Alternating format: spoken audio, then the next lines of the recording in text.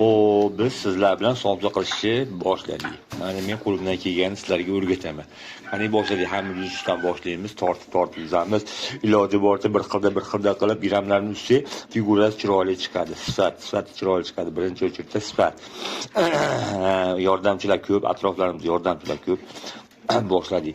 Uni ichida olov yoqib qo'yamiz tandurga. Biz bu yerda tayyorgarlik ko'rayotganimizda tandur yoqib qo'ysak, tandur me'yoriga kelib, olovi baland bo'lib, cho'g'larimiz tushib turadi. Yonib turgan cho'qqa somsa yoqamiz va axir o'tlarni yoqishimiz uchun o'tillarni, quruqlarni solib tayyorlab olamiz. Hammasini mana tandurimiz yondi.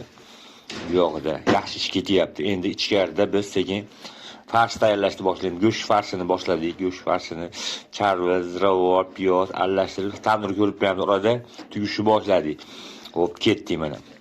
Qani go'sht yeyamiz bilan tomchi qilib figuralarni chiroyli qilib, keyin mana kartoshkani ham tugishni boshladik.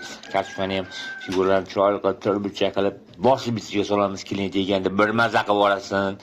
Dod deb yuborsin, zo'r chiqib somsalar deb.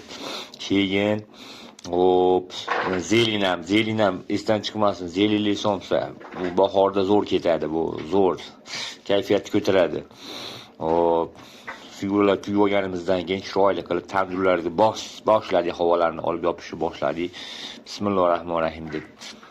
Qani oxirgacha bo'lchoq javob beramiz, suv sepib ozgina dimlaymiz. Dimlaganimizdan keyin mana ochganimizdan keyin mana qizardi, chiroyli chiqdi.